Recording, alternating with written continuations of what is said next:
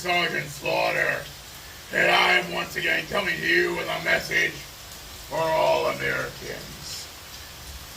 Today, I'd like to share with you a safety message that my good friend Deep Six had once given.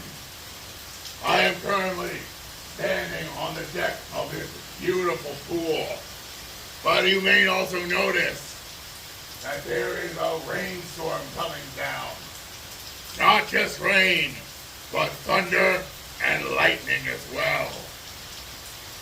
If you are ever in a pool, a lake, an ocean, and you hear that sound, the sound of thunder, immediately get out of the water. Water is a strong, powerful conductor of electricity. And at any point, at any given time, if there is a lightning storm and you are in a pool, lake, or ocean, that lightning, a bolt of lightning can strike that water and make it electrified.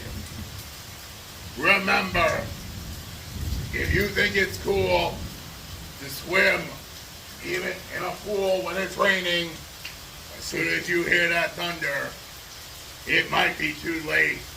And that swim might be your last swim. Now you know. And knowing is half the battle. G.I. Joe!